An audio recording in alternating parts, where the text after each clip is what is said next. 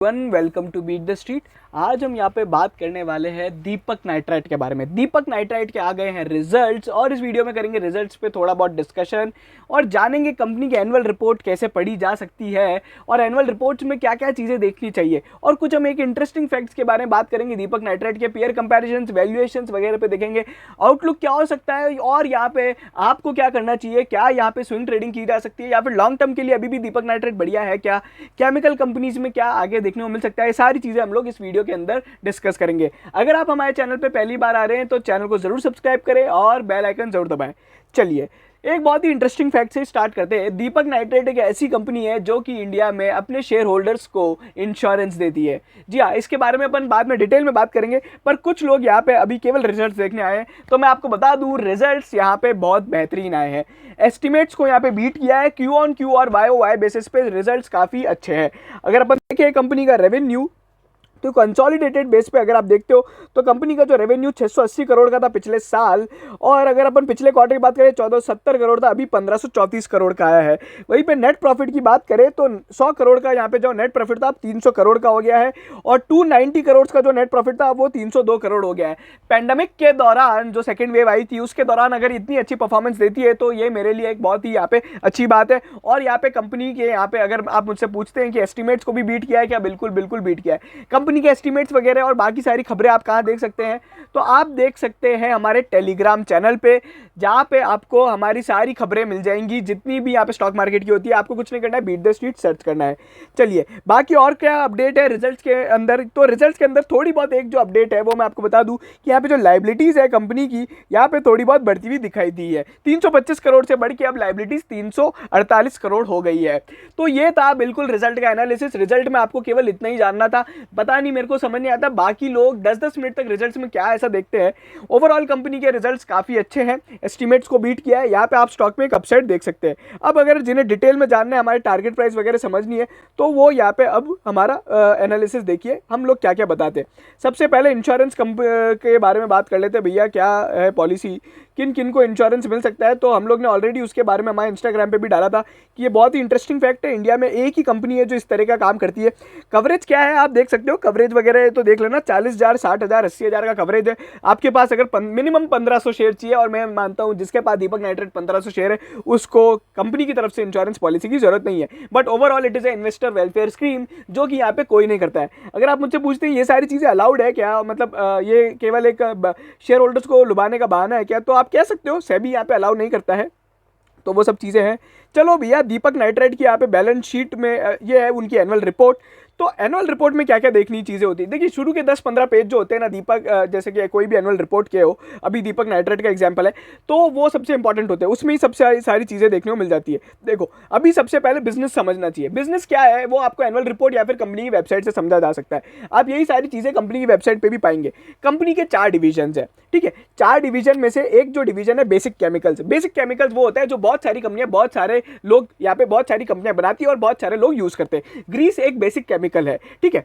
तो basic chemicals के अंदर हाई वॉल्यूम होता है, बट बिजनेस यहाँ पे जो अगर अपन देखेंगे तो यहाँ पे मार्जिन जो होते हैं वो लो होते हैं और कॉम्पिटिशन ज्यादा होता है। अच्छा, इसमें क्या क्या प्रोडक्ट्स बनाती है Deepak nitrite, sodium nitrate, sodium nitrite, और यहाँ पे नाइट्रोट्रूलिसिड और फ्यूल एडिटिव्स और नाइट्रो सल्फ्यूरिक एसिड। अब देखो आप समझो, सोडियम नाइट्राइट और सोडियम नाइट्रेट के अंदर इनकी 70% से भी ज्यादा मार्केट लीडरशिप है और ओवरऑल इनऑर्गेनिक केमिकल्स के अंदर इनका बहुत बड़ा मार्केट लीडर है, ठीक है। एप्लीकेशन डाइवर्सिटी आप कंपनी की देख सकते हो, तरह तरह की इंडस्ट्रीज में, पेट्रोल केमिकल्स से लेके कलर्स से लेके industrial explosives, water treatment, agrochemicals, pharmaceuticals, ठीक है। यहाँ पे क्या है कॉस्ट लीडरशिप, जैसे कि मैंने बताया कि जितनी ज्यादा कॉस्ट कम होगी उतना ज्यादा मार्जिन होगा, उतना ज्यादा मार्जिन होगा उतनी ज्यादा ये लोग प्राइस कम कर पाएंगे और अपने कॉम्पिटिटर्स को बीट कर पाएंगे। और यहाँ पे जो मैंने बताया कि वॉल्यूम ज्यादा रखना पड़ेगा, नहीं तो यहाँ पे काम नहीं चलेगा। कम वैल्यू, अगर कम यहाँ पे वॉल्यूम मिला तो मेरा प्लांट कम चलेगा, तो मेरा यहाँ पे कॉस्ट बढ़ जाएगा। तो large scale production is the key driver.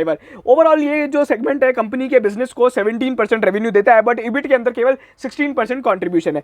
Fine and speciality chemicals, ये थोड़े अलग स्पेशल केमिकल्स होते हैं जो कुछ इंडस्ट्रीज में ही काम आते हैं और कुछ लोग ही बनाते हैं, जिसमें से दीपक नाइट्राइट जाइल्डाइंस, ऑक्सीमाइंस, कॉमेडाइंस, स्पेशलिटी एग्रोकेमिकल्स बनाता है। Agrochemicals, colour, pigments, paper, personal care, pharmaceutical companies में काम आता है।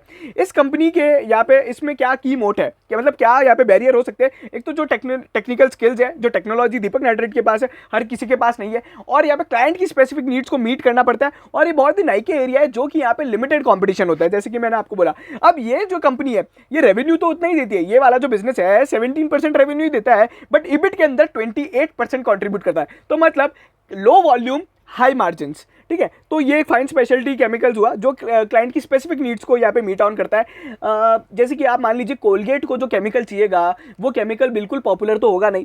Just an example, Deepak nitrate अलग बिजनेस में। फिर आते हैं परफॉर्मेंस प्रोडक्ट। परफॉर्मेंस प्रोडक्ट्स क्या होते हैं? देखो, ग्रीस एक तरीके का परफॉर्मेंस प्रोडक्ट होता है, बट यहाँ पे वो अपने बेसिक केमिकल्स में माना जाता है। परफॉर्मेंस प्रोडक्ट वो होता है जो किसी भी पर्टिकुलर प्रोडक्ट की यहाँ पे परफॉर्मेंस को इंक्रीज करता है। जैसे कि अगर अपन देखें डिटर्जेंट्स के अंदर, वो कपड़े को चमकाने के लिए मतलब दो काम करता है डिटर्जेंट आपका, जो अभी सर्फ एक्सेल वगैरह आता है या फिर निरमा का जो भी आता है, तो वो दो काम करता है। एक तो आपके कपड़े साफ करता है और कपड़े चमकाता है। चमकाने का काम यहाँ पे परफॉर्मेंस प्रोडक्ट के केमिकल से हो सकता है, और दीपक नाइट्रेट बिल्कुल वही बनाती है। ऑप्टिकल ब्राइटनिंग एजेंट बनाती है, जिसके यहाँ पे paper, detergent, textiles, coating applications, printing and photographic papers और यहाँ पे काम आता है। अब पेपर के अंदर, पेपर अगर आप देखोगे आईटीसी की जो नोटबुक आती है एकदम चमकती दमकती आती है, उसको चमकाने के लिए ओबीए का यूज होता है, और ओबीए के अंदर इनकी मार्केट लीडरशिप है। परफॉर्मेंस प्रोडक्ट यहाँ पे मैंने आपको समझाया क्या होते हैं। ये जो कंपनी है ये ओवरऑल अभी जो है इनका रेवेन्यू 6.93 कॉन्ट्रीब्यूट करता है, बट ओवरऑल 2% एबिट को यहाँ पे कॉन्ट्रीब्यूट करता है। सो बहुत ही छोटा सेगमेंट है। अब सबसे इंपॉर्टेंट सेगमेंट, ये कंपनी की शुरुआत लगभग 2016-17 में हुई थी, फिनोलिक्स। फिनोलिक्स के अंदर क्या होता है? देखो, फिनोलिक्स बेसिकली क्या काम करता है? फिनॉल जैसे कि आप जो फिनाइल समझते हो वो ही है। देखो, इसका क्या काम आता है? Laminate, plywood, pharmaceutical adhesives, sanitisers, rubber chemicals and paints, इन सभी जगह काम आता है। फिनॉल में बहुत सारे प्रोडक्ट्स होते हैं जिसके नाम है फिनॉल, एसीटोन और यहाँ पे क्यूमिन और आइसोप्रोपाइल अल्कोहल, जिसको अपन बोलते हैं आईपीए। ठीक है, आईपीए जो है इसका यहाँ पे दीपक नाइट्रेट ने अभी 30,000 एमटीपीए का यहाँ पे प्लान बनाया था मेट्रिक टन पर एनम का। अब यहाँ पे क्या किया है, वो बोल रहे 60,000 एमटीपीए चाहिएगा, क्योंकि उसकी डिमांड बहुत ज्यादा बढ़ रही है। फिनॉल और एसीटोन जो होता है इसका यहाँ पे वॉल्यूम, यहाँ पे जो है हाई वॉल्यूम बिजनेस है। इसका जो प्लांट है, जो फिनॉल का प्लांट दहेज के अंदर है, वो 115% कैपेसिटी पे चल रहा है। और जिस टाइम से कंपनी ने 2016-17 में जब चालू किया था, उसने अपने पहले ही क्वार्टर में इसको एबिटा पॉजिटिव बना दिया। कुल मिला के ये जो प्रोडक्ट बनाती है, इंडिया में बहुत कम लोग बनाते हैं, और इंडिया में सबसे जिन लोगों को ये फिनॉल की रिक्वायरमेंट होती है वो इंपोर्ट करते थे। तो कंपनी ने एक अपॉर्चुनिटी देखी और उसको यहाँ पे टैप किया, और अब यहाँ पे वो इनका सबसे ज्यादा हाई परफॉर्मिंग सेगमेंट बन गया है। ओवरऑल जो कंट्रीब्यूशन है 58% रेवेन्यू आज फिनॉल से आता है। दीपक फिनोलिक्स इनकी एक सब्सिडरी है जो ये काम करती है, और 53% एबिट का कंट्रीब्यूशन आता है। तो ये था कंपनी के 4 बिजनेस डिवीजन। अब यहाँ पे कंपनी है ना कुछ और बिजनेस डिवीजन में भी आ रही है, जो कि अपना एक्सपेंशन प्लान में अपन कवर करेंगे। अच्छा, अब दीपक नाइट्रेट है कहाँ पे, उसके प्लांट्स कहाँ पे, ये देखना बहुत जरूरी है। इनके है ना 3 प्लांट गुजरात में, 2 प्लांट यहाँ पे महाराष्ट्र में, 1 प्लांट इनका हैदराबाद रीजन में। अच्छा, अब अगर आप देखोगे तो इसके अंदर भी यहाँ पे कुछ चीजें हो रही है। देखो, जो गुजरात वाले प्लांट्स है वो बेसिकली अपने यहाँ पे ना उसके पास में, पोर्ट के पास में है। अब जो बाकी के जो महाराष्ट्र के प्लांट है वो बेसिकली उधर जो इंडस्ट्रियल बेल्ट बहुत ज्यादा है, और फिर वहीं पे जो यहाँ पे जो हैदराबाद में जो प्लांट है उधर यहाँ पे बहुत सारी इंडस्ट्रीज है, जैसे कि फार्मास्यूटिकल जितनी भी एपीआई इंडस्ट्रीज है वो हैदराबाद में ज्यादा है, तो फार्मास्यूटिकल वहाँ पे ज्यादा है। अगर ओवरऑल यहाँ पे एक और चीज देखने को मिलती है कि यहाँ पे दीपक नाइट्रेट में एक और अच्छा फैक्ट है कि यहाँ पे 100% यहाँ पे ऑर्डर फुलफिल किए ड्यूरिंग द पेंडेमिक। कुछ ऐसे फैक्ट्स जो अपन यहीं पे मिलते हैं, कभी भी एक भी कस्टमर इनका लॉस नहीं हुआ है। इनका कस्टमर जो सेगमेंट है वो तो बहुत ही शानदार है। कुछ की हाईलाइट देखो, 27% ग्रोथ पैट के अंदर, 20% ग्रोथ इबिटा के अंदर, 0.15 इनका डेब्ट टू इक्विटी, और ग्रोथ इन मार्केट कैपिटलाइजेशन 329% है। Deepak nitrate one of the highest wealth creator है ओवरऑल, जिसने सबसे ज्यादा वेल्थ क्रिएट करी है। वन ऑफ द जो मतलब बिगेस्ट वेल्थ क्रिएटर अपन बोलेंगे ना पिछले 10-15 साल का, तो वो है। अच्छा, उसके बाद यहाँ पे है ना क्या होता है कि ये थोड़ी बहुत चीजें दी जाती है एम्प्लॉयज, कस्टमर, इन्वेस्टर्स के बारे में। इसमें आप इन्वेस्टर वाला सेगमेंट पढ़ सकते हो, बट यहाँ पे देखो कंपनी क्या बोल रही है अभी है ना, 357 करोड़ की यहाँ पे कंपनी ने डेप्ट कम करी है, तो ये आप देख सकते हो। और फिर थोड़ा बहुत क्या कर रही है, डिविडेंड वगैरह पे हो गया है, लॉन्ग टर्म की क्रेडिट रेटिंग वगैरह इनकी बढ़िया है। अच्छा, उसके बाद कंपनी ने ना क्या बोला है, 300 करोड़ का यहाँ पे अभी कंपनी एक इन्वेस्टमेंट कर रही है, तो ये आपको यहाँ पे पता पड़ गया। अपना एक्सपेंशन प्लान तो अपन अलग से डिस्कस करेंगे। चेयरमैन का मैसेज बहुत अच्छा होता है, पढ़ना चाहिए। जो भी कंपनी के टॉप मैनेजमेंट होते हैं ना उनका यहाँ पे मैसेज पढ़ना चाहिए, बट मैंने आपके लिए समराइज कर दिया। Overall the management is positive and they will be consistently यहाँ पे नए नए प्रोडक्ट्स लेके आएंगे। जिस तरीके से फिनोलिक्स लेके आए थे, अब कंपनी कुछ और प्रोडक्ट्स भी लेके आएगी, उसके बारे में भी बात की जाएगी। यहाँ पे कंपनी के जो मैनेजमेंट के अंदर है, दीपक मेहता है जो यहाँ पे कंपनी के फाउंडर वगैरह भी हैं, और पूरी फैमिली जो है इनकी, और इनके एक बेटे हैं मौलिक मेहता, मेहता वो भी यहाँ पे काम कर रहे हैं, जो कि अभी कंपनी के सीईओ हैं। सो यहाँ पे मैनेजमेंट को भी यहाँ पे जानना और समझना बहुत इंपॉर्टेंट होता है। मैनेजमेंट के यहाँ पे क्या क्या है, क्या क्या नहीं किया है, तो वो भी आपको समझना चाहिए। तो मौलिक मेहता है, फिर उनके यहाँ पे अगर अपन देखेंगे तो एक और बेटे हैं मेघम मेहता, वो ईडी है। अच्छा, अब यहाँ पे मौलिक मेहता ने एक बहुत ही इंपॉर्टेंट बात बताई थी, मैं आपको बता देता हूँ। देखो क्या हो रहा है, 300 करोड़ का कंपनी एक एक्सपेंशन प्लान कर रही है, इसके अलावा एक और प्लान है 100 करोड़ का। ठीक है, तो 300 करोड़ का एक्सपेंशन प्लान कर रही है किस बिजनेस के अंदर, अगर अपन देखेंगे तो कंपनी फार्मास्यूटिकल्स और एग्रोकेमिकल्स के अंदर यहाँ पे आ रही है। ठीक है, उसके बाद कंपनी अपना एक R&D और वो भी लेके आ रही है। और एक जो सबसे इंपॉर्टेंट है नए यहाँ पे, एक तो है ना नाइट्रेशन और यहाँ पे रिडक्शन और डायोटाइजेशन, ये बेसिकली केमिस्ट्री की टर्म्स है। अब यहाँ पे कंपनी कुछ नए प्लेटफॉर्म्स में काम करेगी, वो है फोटो क्लोरिनेशन और फ्लोरिनेशन। फ्लोरिनेशन का मतलब अब अगर आपको थोड़ा थोड़ा याद आ रहा होगा तो बात आ जाती है नवीन फ्लोरीन पे। फ्लोरीन एक पूरी पूरी केमिस्ट्री होती है जिसके अंदर बहुत सारे केमिकल्स बनाए जाते हैं, कुल मिला के नवीन फ्लोरीन उसमें काम करता है। सो नवीन फ्लोरीन को अब यहाँ पे कॉम्पीट करने के लिए यहाँ पे दीपक नाइट्रेट आ गया है। बट क्या आपको लगता है क्या दीपक नाइट्रेट इतने कम समय में नवीन फ्लोरीन जो इतनी बड़ी कंपनी उसके पूरे सेगमेंट को खा जाएगी? नहीं, ऐसा नहीं हो सकता। देखो फ्लोरिनेशन बहुत ही कॉम्प्लेक्स केमिस्ट्री होती है, हर कोई के बस की बात नहीं होती। बट दीपक नाइट्रेट एंटर कर रहा है, so it will be create a concern for Naveen fluorine, but it will not impact Naveen fluorine in the long run. ठीक है, तो ये कुछ कंपनी के नए यहाँ पे ना एक्सपेंशन प्लान है। फिर 100 करोड़ का जो एक्सपेंशन प्लान है वो इनका ब्राउनफील्ड एक्सपेंशन है, जो कि एग्जिस्टिंग दहेज प्लांट में किया जाएगा, जिसमें आईपीए जो अपन ने बताया था मैंने फिनोलिक्स में, उसकी यहाँ पे कैपेसिटी को डबल कर दिया जाएगा। अभी देखो आप समझ लो कैपेसिटी कब डबल की जाती है, कैपेसिटी जब भी डबल की जाती है जब उसका ओवरऑल यहाँ पे कैपेसिटी के अंदर यहाँ पे एक्सपेंशन हो। ठीक है, फिर यहाँ पे वैल्यू क्रिएशन मॉडल है, ये अब आप देख सकते हो, इसके अंदर बहुत सारी चीजें होती है। देखो यहाँ पे आप financial capital, manufactured capital, human capital, intellect capital, number of employees, कितना R&D पे खर्चा किया जाता है, और वो सारी चीजें आप यहाँ पे देख सकते हो। नेचुरल कैपिटल क्या क्या है, फिर यहाँ पे आउटकम्स के बारे में बताया कि एम्प्लॉय सेटिस्फेक्शन वगैरह, कोई भी आज तक इनका एक लेबर अनरेस्ट नहीं देखने को मिला। इंटरनल प्रोसेस डिजिटाइज, पेटेंट्स वगैरह इनके लगभग है ना बहुत सारे पेटेंट्स भी, लगभग 35-40 पेटेंट इन लोग ने करा रखे, तो वो भी अपन यहाँ पे देख सकते हैं। ठीक है, उसके बाद फिर यहाँ पे एक और जो इनके एक अच्छी बात है इनके प्लांट्स की, कि जो वाटर ट्रीटमेंट प्लांट्स है ना इंडिया में, उसके पास में इनके 3 प्लांट। और आपको पता है केमिकल कंपनी से बहुत ज़्यादा वेस्ट निकलता है, केमिकल कंपनी से बहुत ज़्यादा बदबू भी आती है, अपन ने देखा है। अगर आप में से कोई भी केमिकल प्लांट ने विजिट किया होगा तो वहाँ पे जो है ना उनका ओवरऑल ये प्रॉब्लम रहता है। एक्सपेंशन कैपेसिटी की बात करते हैं, आईपीए के बारे में बताया था मैंने आपको, 60,000 टीपीए कर रहे हैं। उसके बाद नए यहाँ पे काम में करेंगे और यहाँ पे इनहेंस मार्जिन्स पे फोकस रखेंगे, ऑपरेशनल एक्सलेंस को बढ़ाएंगे, प्रोडक्ट पोर्टफोलियो को वाइडन करेंगे, जिसमें मैंने आपको बताया था 2-3 चीज़ों में आप करने वाले, और सस्टेनेबल ग्रोथ जो कि ESG कंसर्न है आजकल बहुत ज़्यादा चल गया है। ESG पे तो बिल्कुल फोकस होना ही चाहिए हर कंपनी का। अगर अपन देखेंगे ITC ने भी, अब ITC इन्फोटेक पे आ गया है, वर्ल्ड की सबसे बड़ी सिगरेट कंपनी ने बोल दिया कि हम सिगरेट बंद करके ई सिगरेट्स पे आ जाएंगे। सो यू कैन अंडरस्टैंड कि ESG फोकस बहुत ज़्यादा है। और अगर आप देखोगे ESG फोकस इसलिए ज़्यादा है क्योंकि ESG फंड्स बहुत ज़्यादा होते हैं, ESG फंड्स में बहुत ज़्यादा पैसा आ रहा है, और ESG फंड्स में ही यहाँ पे इन्वेस्टमेंट लेने के लिए हर कंपनी यहाँ पे ESG के गीत गाती है।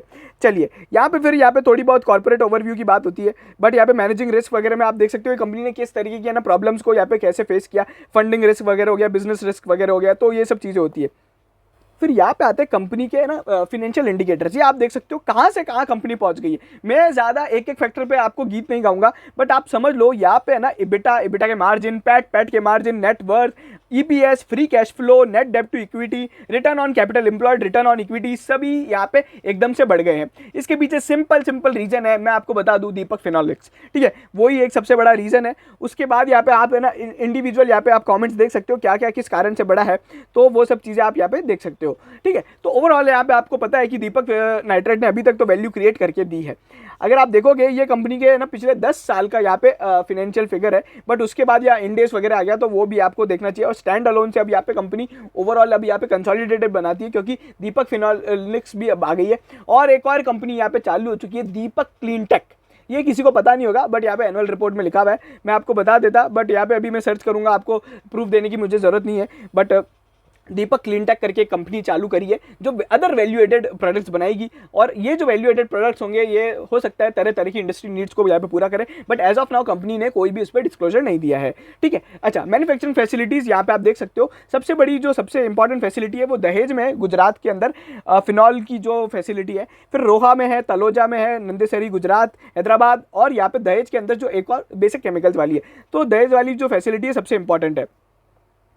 तो ये आप देख सकते हो 300 करोड़ का यहाँ पे न्यू प्रोडक्ट्स और 100 करोड़ का यहाँ पे एक्सपेंशन, ठीक है। तो ये हो गया। फिर यहाँ पे थोड़ी बहुत और चीज़ें यहाँ पे हाईलाइट्स वगैरह चलती रहती है। अभी भी अपन है ना ज़्यादा पेजेस नहीं कवर किए, केवल 47 पेजेस है, बट ये जो पेजेस है ना आपको सिंपल है, देखो जो कलरफुल पेजेस है ना वही पढ़ने, आप वो सब देख सकते हो। इसमें तरह तरह की चीज़ें, ओवरऑल 2.24% यहाँ पे इनका R&D स्पेंड होता है और यहाँ पे 36 पेटेंट्स इन लोग ने यहाँ पे अभी तक फाइल्ड किए हैं, ठीक है। तो ये आप समझ सकते हो। अच्छा, ये है मार्की क्लाइंट्स, मतलब इनके कौन कौन से क्लाइंट है। यूनिलीवर से लेके IOCL वगैरह वगैरह, सन फार्मा, आदित्य बिरला ग्रुप, हिंदाल्को और एलेम्बिक, और यहाँ पे आरती ड्रग्स हो गया, नौसिल हो गया, कैब हो गया, स्टाइलम हो गया, ठीक है, मैट्रिक्स करके हो गया, जुबिलेंट इनग्रेविया हो गया, ठीक है, कैडिला फार्मास्यूटिकल्स हो गया। तो ये बायोकॉन वगैरह ये सब इनके ओवरऑल है। और मैंने आपको बता दिया दीपक नाइट्रेट ने आज तक अपना कोई भी कस्टमर यहाँ पे गवाया नहीं है। So this is a major impact. मतलब है ना, आप देखो कितना यहाँ पे क्वालिटी और कितना उस पर फोकस रखना पड़ता है, जब जाके आज ये सारी चीज़ें होती है, ठीक है। बाकी यहाँ पे दीपक नाइट्रेट में अब यहाँ पे ज़्यादा अपडेट नहीं है, अब ESG वगैरह के अपडेट्स है। फिर यहाँ पे ना एक और चीज़ होती है जो हम BOD की प्रोफाइल्स वगैरह आप देख सकते हो। देखो ये भी समझना बहुत बहुत इंपॉर्टेंट है कि अब जैसे मौलिक मेहता है, मौलिक मेहता यूनिवर्सिटी ऑफ लिवरपूल से MBA करके आए हैं और उनके पास यहाँ पे मास्टर्स डिग्री है यहाँ पे इंडस्ट्रियल और ऑर्गेनाइजेशनल साइकोलॉजी वगैरह में, तो ये अपने को समझनी चाहिए, ठीक है ना। उसके बाद यहाँ पे जो दीपक मेहता है वो फिच्ची से भी यहाँ पे ऑलरेडी रह चुके हैं और यहाँ पे जो chairman of national chemicals committee रह चुके हैं। तो ये सब चीज़ें अपने को है ना पता पड़ती है कि मैनेजमेंट कितना स्ट्रांग है, ठीक है। उसके बाद यहाँ पे अदर तरह के जो इंडिपेंडेंट डायरेक्टर्स वगैरह होते हैं उनसे तो अपने को इतना लेन देन नहीं होता, बट यहाँ पे आप समझ सकते हो। तो ये दीपक मेहता है।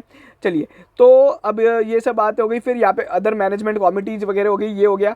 अब यहाँ पे आके है ना आपका काम हो जाता है। अब ये मैनेजमेंट डिस्कशन एनालिसिस होता है। मैनेजमेंट डिस्कशन एनालिसिस में बेसिकली एक तो है ना ये लिखा हुआ होता है, मतलब टेक्सचुअल फॉर्म में होता है। अब इसको अगर आप पढ़ोगे तो ये आपको है ना पहले तो आपको इंडस्ट्री का आउटलुक देगा, चाइना में क्या हुआ, क्यों हुआ, ठीक है। इंडिया में जो केमिकल इंडस्ट्रीज यहाँ पे चली है वो China+1 स्ट्रेटेजी के कारण चलिए, और जो चाइना में क्रैकडाउन किया गया था केमिकल कंपनीज का 2017 में, बिकॉज यहाँ पे वो बहुत ज़्यादा पॉल्यूशन कर रही थी। तो ये सारी चीज़ें हैं। अब यहाँ पे थोड़े बहुत और अपडेट आएंगे आपको, इसमें आपको और चीज़ें मिल सकती है कि है ना, एक तो PLI स्कीम आ रही है, सरकार PLI स्कीम्स लेके आई है केमिकल्स के लिए, तो वो यहाँ पे आपको ओवरऑल यहाँ पे कंपनी को फायदा देगा, ठीक है। बाकी अगर आप देखोगे दीपक क्लीन टेक कहाँ से मिला था मेरे को, तो ये देख लो, ये है ना मैनेजमेंट डिस्कशन एनालिसिस से मिला था। दीपक क्लीन टेक करके कंपनी यहाँ पे तैयार करी गई है जो यहाँ पे अदर कोर बिजनेस प्रोडक्ट्स लेके आएगी, ठीक है।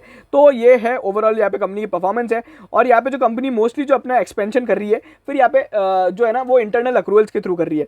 फिर परफॉर्मेंस ऑफ बिजनेस यूनिट्स है जो आप यहाँ पे देख सकते हो, जो मैं ऑलरेडी आपको बता चुका हूँ कि यहाँ पे कौन कौन से बिजनेस में कौन कौन सा काम होता है, वो यहाँ पे आप देख सकते हो, ठीक है। और या फिर जोग्राफिकल परफॉर्मेंस है जहाँ पे आपको पता पड़ेगा कि डोमेस्टिक रेवेन्यू कितना है और एक्सपोर्ट रेवेन्यू कितना है। आज भी दीपक नाइट्रेट अपना 20-30% रेवेन्यू यहाँ पे एक्सपोर्ट के थ्रू लेके आती है। और PLI स्कीम में आपको पता है कि यहाँ पे एक्सपोर्ट बहुत बहुत ज़्यादा जरूरी है। Last but not the least एक शॉर्ट एनालिसिस होता है जो अपन देख सकते हैं। देखो कंपनी की स्ट्रेंथ क्या है, कंपनी एक तो नामी कंपनी है, केमिकल सेक्टर के अंदर बहुत नाम है, तो वाइड रेंज ऑफ प्रोडक्ट्स और डाइवर्स एप्लीकेशंस है, एक ही जगह काम नहीं करती है। फिर इंटरनेशनल प्रेजेंस है, सस्टेनेबल अप्रोच वगैरह तो ठीक है। फिर यहाँ पे जो चेन एफिशिएंसी और लॉजिस्टिक मैनेजमेंट है, ये क्या होता है, वैल्यू चेन, इनकी वैल्यू चेन बहुत स्ट्रॉग है। 50 साल से कंपनी यहाँ पे कर रही है। और वैल्यू चेन कैसे स्ट्रॉग है, एक भी यहाँ पे कंपनी का एक भी ऑर्डर फुलफिल नहीं हुआ था, मतलब एक भी ऑर्डर इन्होंने अनफुलफिल नहीं किया, एक भी कस्टमर यहाँ पे लॉस नहीं किया। और इनकी जो टेक्निकल नो हाउ है वो तो बिल्कुल है, ठीक है। फिर यहाँ पे वीकनेस क्या क्या है, एक तो रॉ मटेरियल से कारण प्रॉब्लम आ जाती है। अभी आप देखोगे तो इन्फ्लेशन बढ़ गया था, ठीक है, और रॉ मटेरियल की प्राइसेस और यहाँ पे केमिकल की प्राइसेस भी बहुत ज़्यादा इंपैक्ट होती है, तो ओवरऑल यहाँ पे इंपैक्ट आता है। अच्छा, adverse movement in foreign exchange, because यहाँ पे कंपनी बाहर से लेके आती है, तो ये एक रिस्क है, ठीक है। Scarcity of sustainable energy resource, अभी यहाँ पे क्या होगा, जो बेसिकली है ना जो विंड पावर होती है, रिन्यूएबल पावर होती है, उसका यहाँ पे थोड़ा बहुत प्रॉब्लम है, ये कंपनी मानती है, उनके लिए वीकनेस है। अपॉर्चुनिटीज़ क्या, इंपोर्ट सब्सटीट्यूशन जो फिनॉलिक्स में करके बताया, government support and initiative, make in India, आत्मनिर्भर भारत, PLI स्कीम, आउटलुक। फिर यहाँ पे कंपनी आउटलुक डालती है। और थ्रेट्स में अपन बात करेंगे तो थ्रेट्स में क्या क्या आता है, एक तो रिस्क ऑफ ऑब्सोलेंस, कुछ यहाँ पे कंपनी के प्रोडक्ट्स क्या हो सकते हैं कि यहाँ पे ऑब्सोलेट हो सकते हैं, क्योंकि अगर आप देखोगे सभी कंपनीज यहाँ पे R&D कर रही है। मान लीजिए दीपक नाइट्रेट एक केमिकल बेचती है, लेट्स से एसीटोन, ठीक है, कल को यहाँ पे कोई और कंपनी आके बोलती है भैया हमने निकाला एसीटोन का यहाँ पे एक दूसरा वर्जन जो एसीटोन से बहुत सस्ता है, ठीक है। इस तरह के जो एक्सपेरिमेंट होते हैं ना, ये यहाँ पे रिस्क ऑफ ऑब्सोलेंस है, फिर पूरा का पूरा एसीटोन ही खत्म कर देंगे। इस तरह बहुत सारे केसेस देखे गए हैं, ठीक है। और वहीं पे यहाँ पे जो इनकी ट्रेंड मैन पावर होती है, ये इनकी जो केमिकल्स के अंदर यहाँ पे बहुत ज़्यादा हाईली क्वालिफाइड लोग चाहिए होते हैं, तो वो लिमिटेड है, जो कंपनी को लगता है थ्रेट है, मतलब इधर उधर कोई आदमी हो गया तो प्रॉब्लम हो जाएगी। तो यहाँ आप पढ़ोगे ना, चाइना प्लस वन जो फोकस है ये कंपनी का major growth driver for the company, ठीक है। और ये जो IPA वाला जो इंपोर्ट सब्सटीट्यूशन करते हैं ना, चाइना, कोरिया और ताइवान से करते हैं। इन कंपनीज, इन कंट्रीज के नाम क्यों बता रहा हूँ, कल को यहाँ पे सरकार इन पे इंपोर्ट ड्यूटी वगैरह लगा दी थी इनके केमिकल्स पे, तो ये दीपक नाइट्राइट पे है ना पॉजिटिव इंपैक्ट क्रिएट कर सकता है शेयर प्राइस पे। फिर कुछ की फाइनेंशियल रेशोज है, करंट रेशो, डेब्ट to equity ratio, return on net worth, operating profit margin, net profit margin वगैरह वगैरह, ये सारी चीजें होती है। चलिए अब अगर आप यहाँ पे मुझसे पूछते हो पीयर कंपैरिजंस में, तो देखो यहाँ पे पीयर कंपैरिजंस में दीपक नाइट्राइट अभी एक अंडर वैल्यूड कंपनी नहीं है, ठीक है। लगभग यहाँ पे इसके जो पी वैल्यूएशंस वगैरह हैं तो अभी 33 के पी पे चल रहा है, ठीक है। थोड़ा बहुत पी अभी कम हो जाएगा बिकॉज ऑफ रिजल्ट्स, अभी वो उसका इंपैक्ट नहीं आया होगा। ईवी टू इबिटा जो है वो 20 का है। पीजी रेशो 0.52 का है, मतलब कंपनी की प्राइस कम बढ़ रही है, अर्निंग्स ज़्यादा तेजी से बढ़ रही है, दिस इज पॉजिटिव, 1 से कम होना चाहिए था।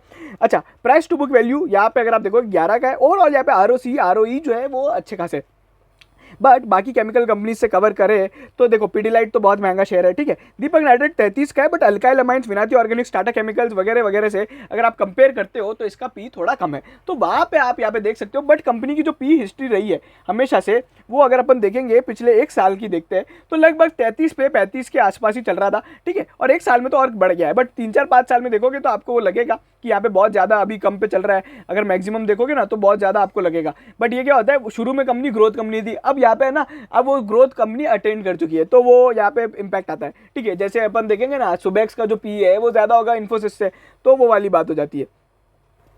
चलिए, बहुत ज्ञानबाजी हो चुकी है, अब सिंपल सी बात है, करना क्या है। देखो बहुत ही सिंपल है, मैं यहाँ पे टेक्निकल्स पे नहीं जाऊँगा, मैं टेक्निकल्स पे, क्योंकि देखो कंपनी के रिजल्ट्स अच्छे हैं ना, तो टेक्निकल वेक्निकल सब चले जाते हैं, कोई मतलब नहीं है टेक्निकल्स का, जब यहाँ पे कंपनी के वो है ना रिजल्ट ही अच्छे आ जाते हैं।